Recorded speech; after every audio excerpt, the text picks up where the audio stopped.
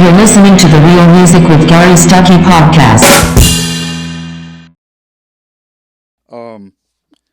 Got a brand new album out with the Revolution Saints, and I've been listening to that album, and that's awesome stuff, man. Did you enjoy making that album? Yes, of course. It's great. Oh wow! I'm a big Dino fan. Dean Castronovo. Was he fun to work with? He's a character, isn't he? Yeah, he is. He is an amazing guy. He just sent me a picture of himself looking like Spartacus. So yes, he's quite the character. There's never a dull moment with that guy, right? Exactly. I love it. So the album was released in. So how did you get the gig for this band? I got a call from Serafino and Mario from Frontiers, and Jack Blades and Doug Aldrich had been in the band, and they were no longer going to be. So they asked if we wanted to do it, and I took that as a huge compliment, and because I'm filling some deep shoes, I have a lot of love and respect for Jack Blades. So this was a great thing, and I said yes immediately. Sure.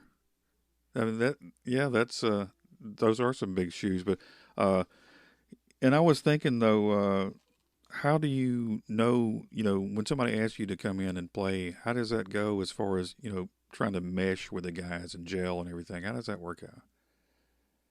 Well, when you approach, I approach all music that I do with, the intention of making the music as best as possible. So really in that sense, nothing different. I think they wanted me to do what I do on this record, which was great. So I listened, I basically just listen to music and fit in the way I always do, which is try and play my best and come up with the best parts for the song to make the song rock. And I know that's what Joel's going to do. So it was actually very, very easy Yeah. to fit in. Well, are these songs, they were already written before you joined, is that right? Correct. So you didn't really have a part in the songwriting part, right? Correct. Okay. Yeah. Not for this record. Actually, not for this record or the next one, which the songs were already written. Wow. That is in the can. We actually have another record in the can. But this summer we're going to start working on a third version of Revolution Saints, and Wow. I'll be writing on that. Wow. That's really cool. You don't have to wait for new music. You already got it. That's great, man. Awesome. Uh, it's like, yeah, in the year 2074, we have 30 albums. We got now that's Yeah, maybe.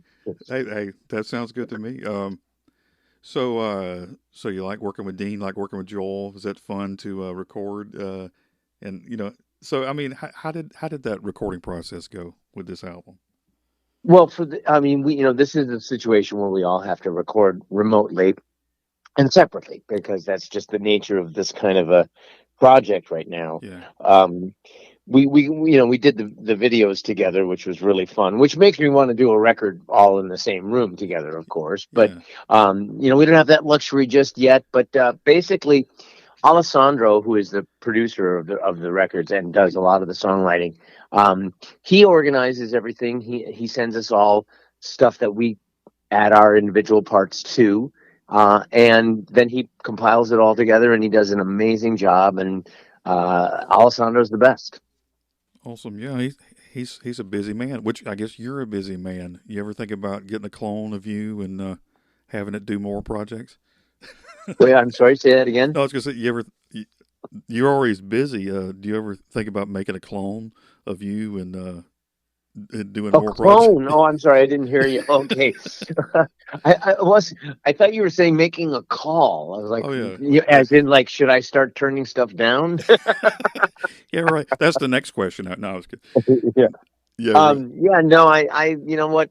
I love doing what I do, and the good thing is I'm out with Foreigner all the time, but I Right. carry with me a little portable studio, and it's great. Yeah, so I can get a lot of work done even on the road. Like today, I'll be working on some end machine stuff. Oh, cool. So Yeah, there you go. yeah. See, that keeps you busy. You got something going all the time. Yep, Never a dull moment. That's great, man. never. Um, yeah.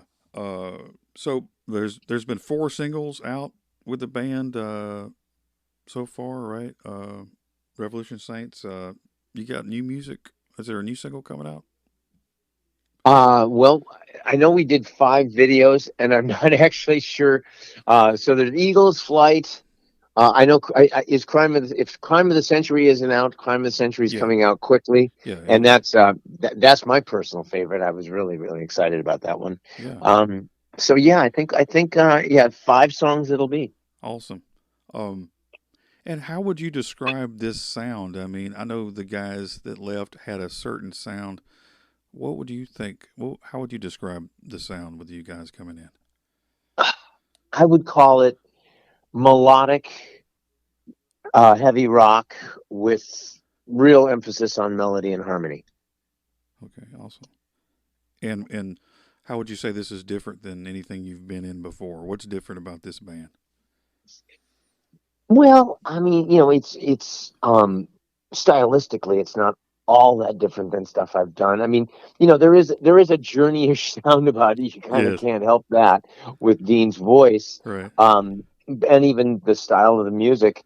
But basically, I mean, I always like, I mean, melodic hard rock is what I love. So Yeah, hopefully, it's not too much different than that. right. And it does sound great. I know you've got a lot of people bragging on this album because it's a really good album.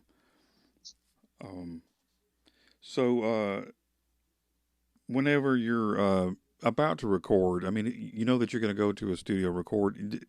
You know, people exercise when they get ready for a marathon. How do you prepare for recording an album?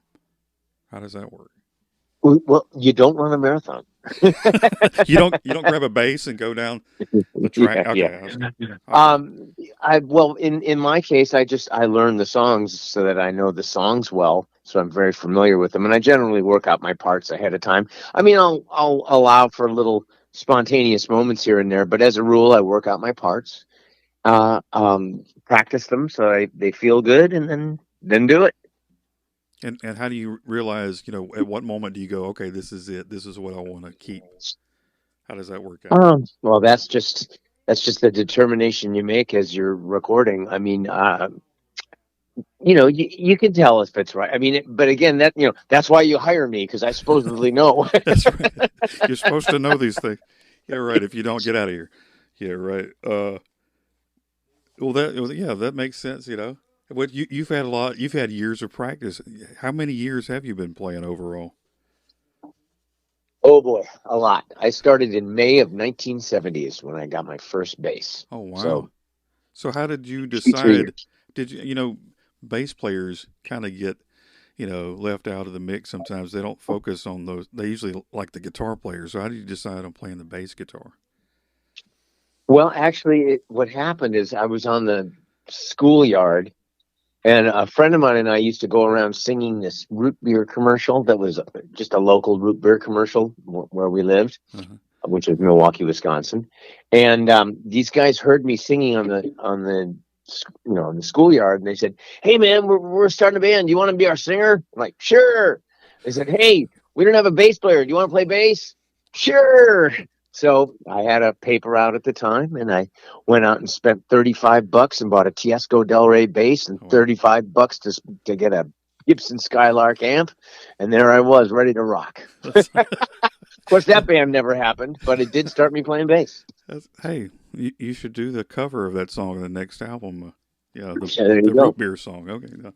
Yeah, that's interesting because uh, you can always you know find a guitar player it seems, but a bass player is like we need a bass player. Then, but you're the guy that shows up and says, "Hey, I'm ready." That's good. I've been there though.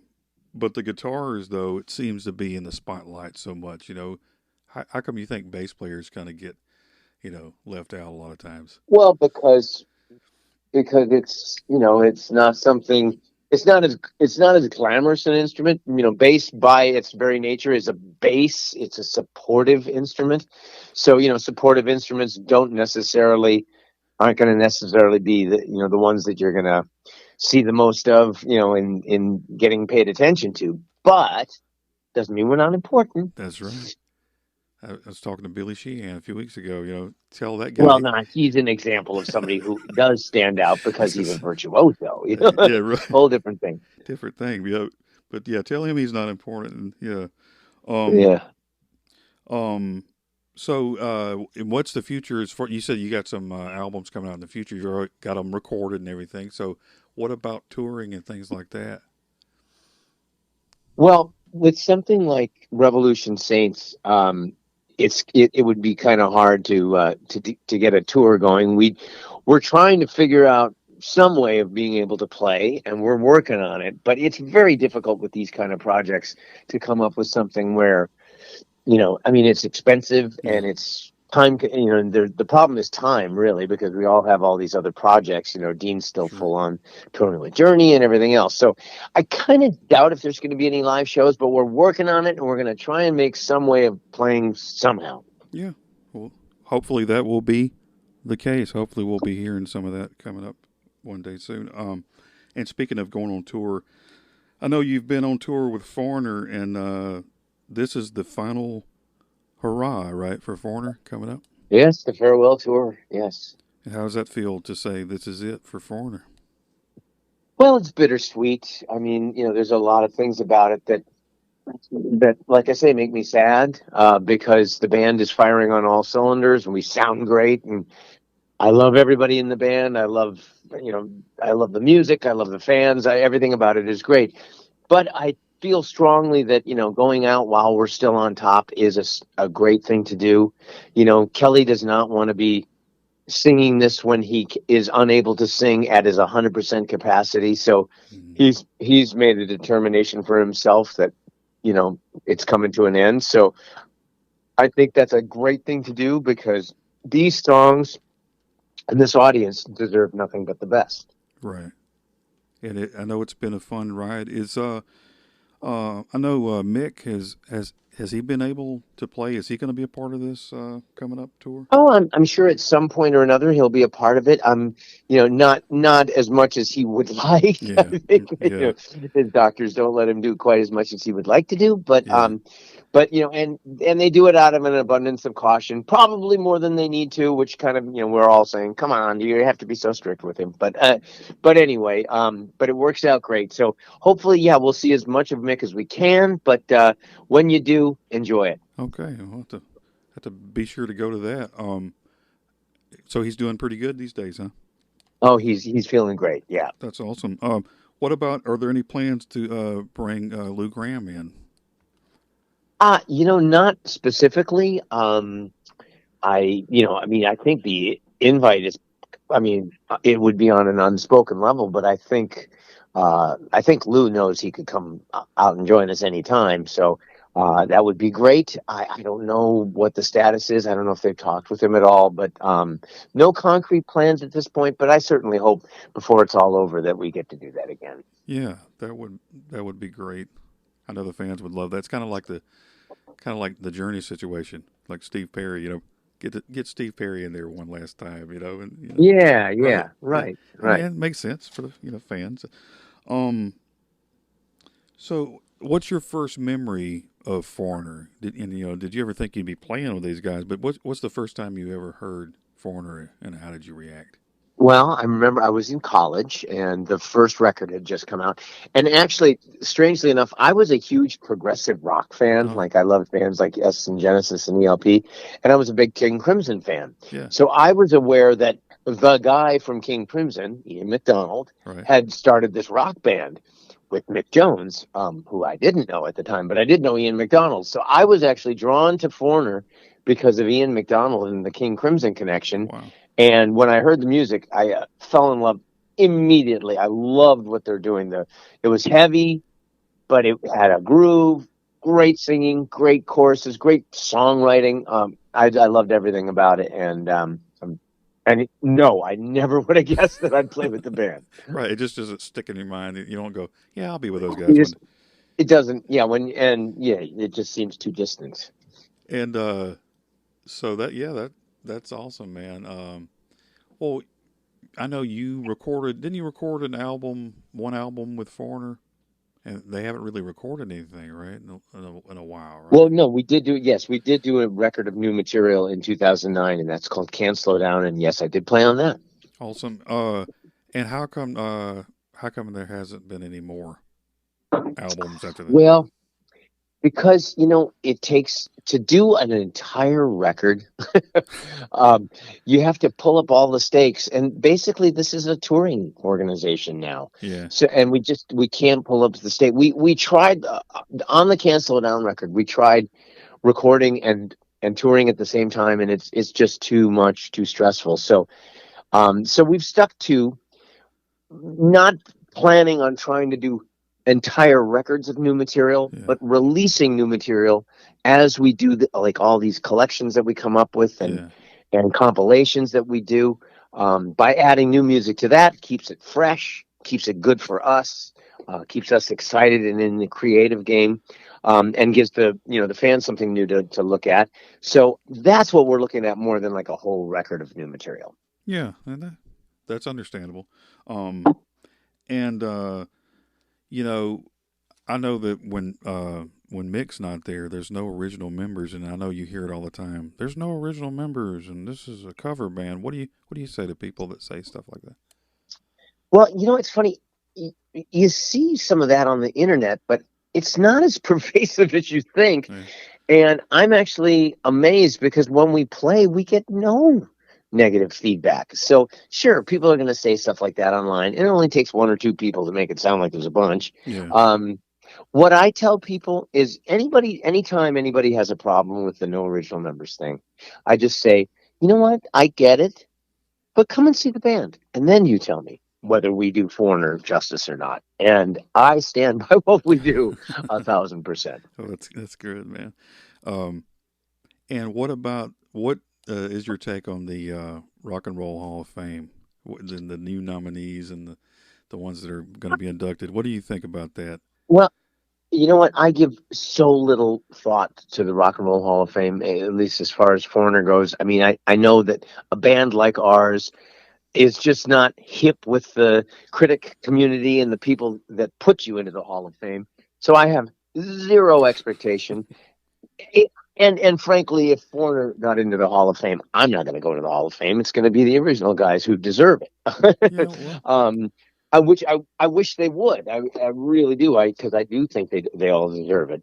But we know the politics, and so I have zero expectation. I give it very, very, very little thought, and I'm just very grateful that I have the gig I have. And if it doesn't go in the Hall of Fame, I'll live.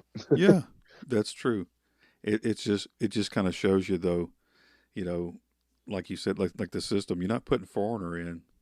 It's kind of like or Iron Maiden or just whoever some of these bands that you think it's automatic, but it's like not necessarily.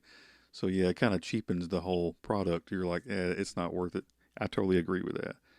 Um, so no, what about your band Dokken? I loved that band. So how did you do you have any memories of those days and what memory stands out in your mind from those days? I mean, it's something that really just kind of sticks out when you think back. You go, yeah, I remember that. Well, I mean, with Dokken, what sticks in my mind is all the great tours that we got to go on, all the great people we got to play with, all the great people I got to work with. I got to record with, legends, and it was an amazing learning experience. And um, I'm so grateful for that time because we learned so much, and we had a lot of great opportunities. Um, as far as anything, one thing that stands out, not particularly, just but in general, we got to do stadiums, and that was amazing, and lots of festivals, and so the Dokken experience was very, very positive, and I just look back on it with extreme fondness. Yeah, some great memories, I'm sure. And was it different? I know it was different then, but what was some of the hardest times of those days as compared to today? What are some of the hardest times of just uh of being in the band and doing well, things. I mean, the hardest part about being in Dokken was that we were we were fighting a lot, and that was no good.